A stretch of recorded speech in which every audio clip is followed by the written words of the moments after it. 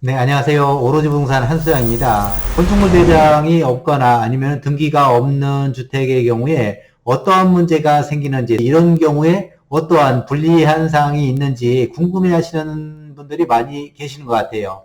어떤 문제점이 있는지 없는지를 확실하게 알아야지 이 주택을 사도 괜찮은 건지 그런 사항들이 궁금한데, 전화상으로 이제 한수장에게 여쭤봤을 때 그것을 일일이 대답해 드리기가 좀 어려운 경우가 좀 많이 있습니다. 그래서 영상을 제작해서 법적인 내용을 좀 더 상세하게 안내를 해드릴 수 있을 것 같습니다.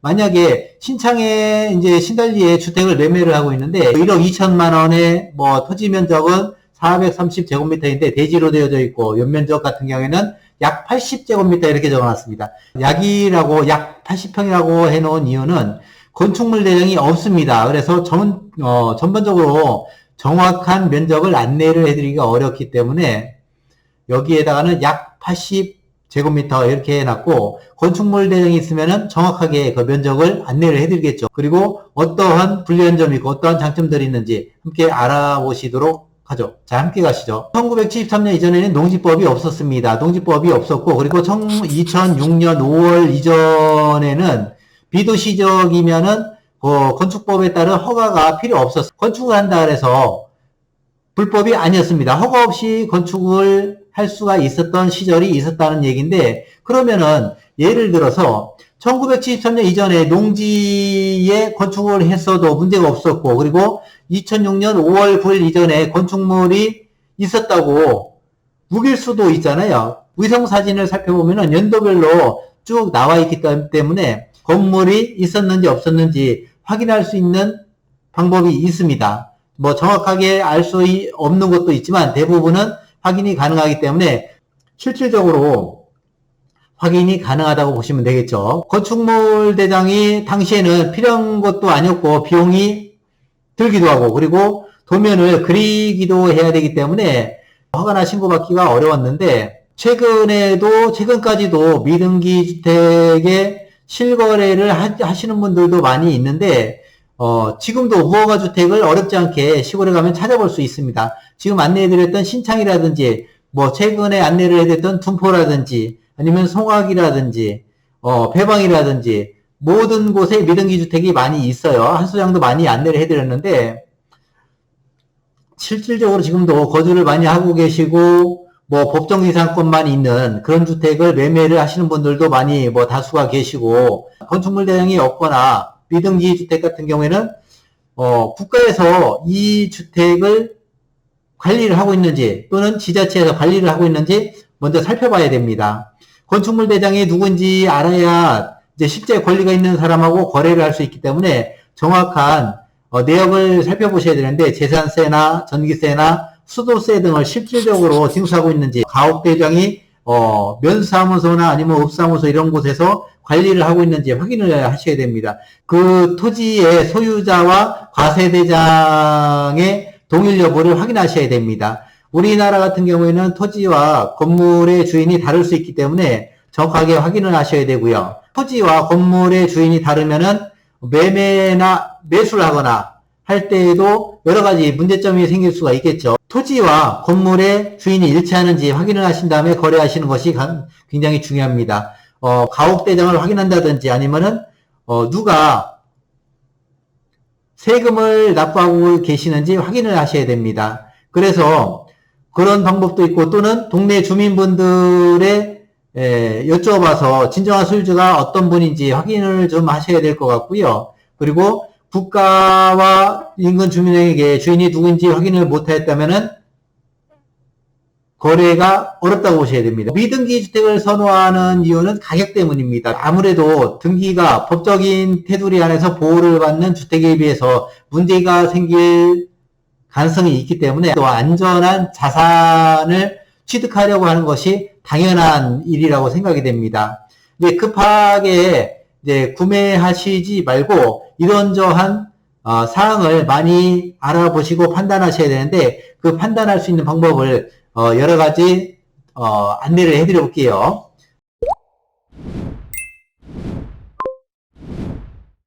첫 번째로는 지목이 대로 되어 있으면서 건축물이 없는 토지의 주의사항입니다. 가장 좋은 점은 농지 전용이라든지 산지 전용을 하지 않아도 된다는 이점이 있습니다.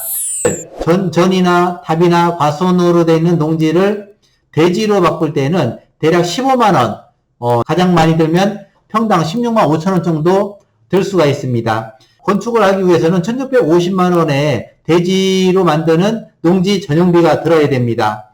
대지로 되어 있으면은 굳이 농지 전용을 안 해도 되고 거기에서 이점을 생각할 수가 있는데요. 농지 전용비가 전혀 안 드니까 대지가 좋다고 판단하시는 이유 중에 한 가지가 되겠습니다.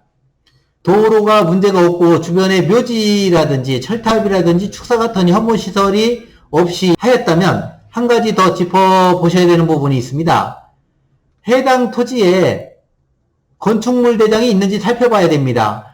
만약에 대지인데 건축물 대장이 있으면 번거로움이 따릅니다. 그 건축물 때문에 건축이 안 되는 경우가 대다수입니다. 행정 절차에 따라서 이거를 철거를 해야 됩니다. 대지인데 건축물 대장은 있고 실제 건물은 없는 경우도 많이 있습니다. 비어있는 토지에 건축물 대장이 존재하는 경우가 있는데 토지를 매매하는 주인한테 건축물 대장의 멸실 처리를 먼저 요청을 하셔야 됩니다. 만약에 건축물 대장이 살아있으면은 건축이 불가능할 수도 있고 또는 이거를 행정 절차에 따라서 철거하는 일이 번거롭거나 어려울 수도 있기 때문에 멸실이 되어 있는 대지를 사시는 것을 추천을 해드립니다. 그러면은 그것을 건축물을 철거하는데 많은 시간과 노력이 들어야 되기 때문에 많은 불편함이 따를 수 있습니다. 토지 주인한테 건축물 대장의 멸실 처리를 요청하셔야 됩니다. 건축물 대장은 없고 등기부등본만 있다 그러면은 이거는 건축사하고 상담을 하셔야 됩니다. 왜냐면은 건축물 대장을 만들 수 있는지 현행법에 저촉이 되는지 안 되는지도 확인하셔야 되고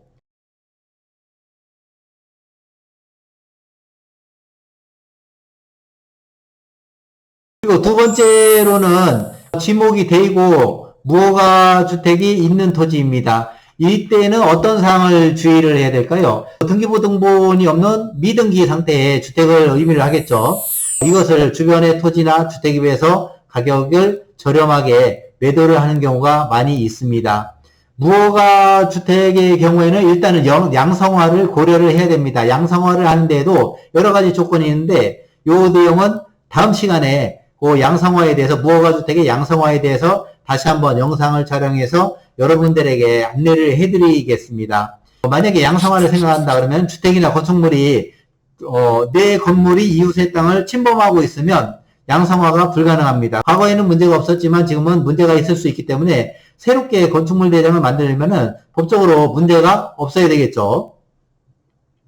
슬레이트 지붕 같은 경우에는 철거해서 이것을 폐기물을 처리하려면 비용이 많이 들 수 있습니다. 보통 양성화 같은 경우에는 1973년 1월 1일부터 해서 1995년 12월 31일까지는 그 당시에 업장이나 면장이 발급한 용도증명서를 첨부하는 경우에는 지목 변경이 가능하고 용도증명서가 없는 경우에는 1988년 11월 말 이전에 주택에 한해서 양성화가 가능하다고 되어 있습니다.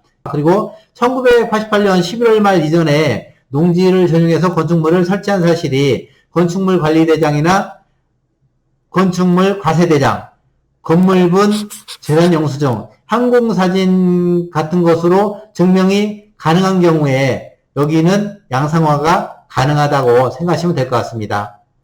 그리고 건축물 대장과 등기부가 모두 없으면은 오래된 주택 같은 경우에는 과세 대장 여부를 확인할 수 있으면 명의자를 확인한 다음에 매매하시는 것이 좋습니다. 그리고 신축 건물 같은 경우에는 미사용 건축물은 보존 등기를 한 다음에 매매를 진행하셔야 됩니다. 보존 등기를 안 하신 상태에서 매매를 진행하는 경우에는 여러 가지 문제가 생길 수가 있습니다.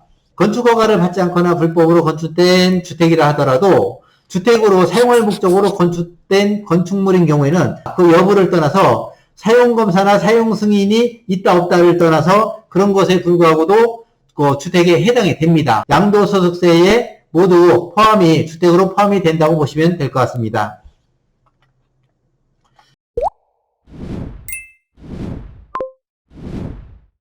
세 번째로 전답 과수원이 농지이면서 건축물 대장이 없는 무허가 주택의 거래를 할 때 주의사항인데요. 전답 과수원인데 거기에 건축물이 있는 경우도 있습니다.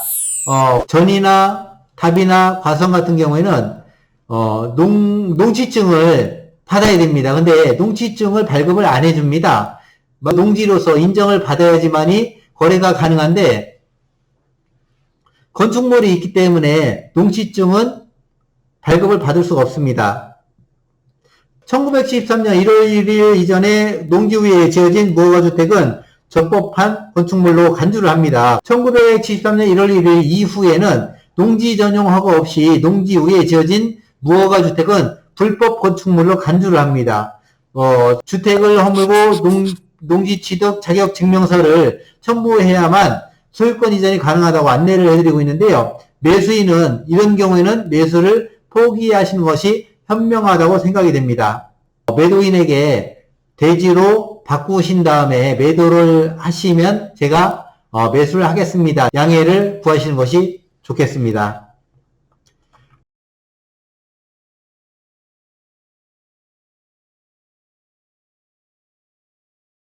네 번째로 건축물 대장이 있는 주택인데 등기가 없어요. 이때 주의사항인데요. 보존 등기를 하고 주택을 양도를 하시면 되는데 어떤 문제가 있을 경우가 있냐면은 토지하고 건물의 소유자가 다른 경우에는 문제가 많이 복잡해질 수가 있습니다. 토지 소유자와 건축물의 소유자가 같은지 꼭 확인을 하셔야 됩니다. 이런 경우는 토지나 건물이 실제 주인이 일치하는지 다시 한번 확인해 보시는 것이 좋을 것 같고요. 건축물 대장이 있고 등기부등본이 없으면 건축물 대장에 등록된 소유자가 현재 소유자이면 보존 등기를 진행한 다음에 매매를 진행하면 되고요. 건축물 대장에 등록된 소유자와 현재 소유자가 다르다면 대장 등록자와 건축물 보존 동기 후 매매를 진행해야 됩니다.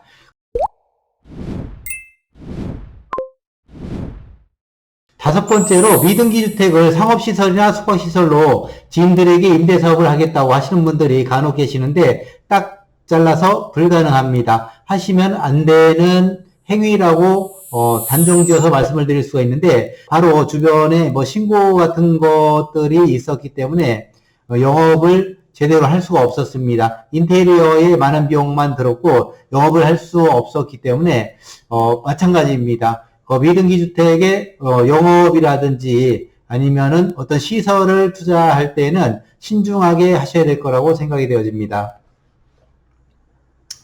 이제 결론적으로 말씀을 드리자면 무허가 주택이나 미등기 주택의 경우에는 건축물 대장이 있고 없고에 따라서 여러 가지를 생각해야 하는 번잡함이 있습니다. 하지만 매매 또는 임대를 하고자 한다면 토지 소유자하고 거래를 하고 건축물은 건축물 소유자와 거래를 해야 합니다. 그래야지만 안전한 거래가 가능하고요. 그리고 토지와 건축물의 소유자가 다르다면 건축물 소유자와 토지를 어떻게 사용하고 있는지도 확인을 해야 됩니다. 법정지상권을 이용해서 건축물을 이용하고 있는지 또는 지상권이 있는지 또는 임대차, 월세나 아니면 전세로 이용하고 있는지 또는 토지 사용 승낙서를 통해서 건축물을 건축해서 사용하고 있는지 이런 여부를 먼저 확인을 해야 합니다. 건축물 소유자에게 확인을 하였다면 토지 소유자에게도 확인을 합니다. 소유자가 다르다면 별개로 모두 확인을 해야 합니다. 중개를 하다 보면 이런 경우에는 건축물 소유자는 본인에게 유리한 쪽으로 얘기를 하기 때문에 반드시 건축물 소유자뿐만이 아니고 토지와 건축물을 별개로 확인을 해서 보다 안전한 거래를 할 수 있도록 해야 되겠습니다. 정리를 한번 해보자면 토지와 건축물을 별개의 권한이 있는 자하고 거래를 해야 문제가 없습니다. 그리고 매매계약서를 작성할 때 상기 지번 후에 무허가 주택을 포함하여 모든 지당 물건과 수목은 매매 대상에 포함한다라는 문구를 반드시 기입해야 됩니다. 거래할 때 안전하게 거래해야 하는 내용은 물론이고 세금 정산을 할 때도 유리하게 작용을 합니다. 왜냐면 이렇게 토지 위에 건축물이 있는 상태로 거래를 하게 되면 취등록세가 건축물이 있는 상태에 취등록세가 나옵니다. 대략적으로 1.1%에서 1.3% 정도의 취등록세가 나올 수 있기 때문에 4.6%의 대지의 취득세를 내는 것보다 훨씬 유리합니다. 1억이라고 가정을 한다면 대지로 거래를 하면은 460만원 정도의 취득세가 나옵니다. 그런데 주택으로 거래를 하게 된다면 1.1%에서 1.4% 정도가 됩니다. 등기가 없는 건축물 대장의 소유자 변경은 쉽지가 않습니다. 여러 차례 상속이 이루어진 경우에는 상속 유무 확인도 하기 쉽지 않기 때문에, 그리고 증거도 없습니다. 그렇기 때문에 상속이 이루어졌다 하더라도 상속에 관여되어 있는 모든 사람에게 소유권을 넘겨받아야 됩니다.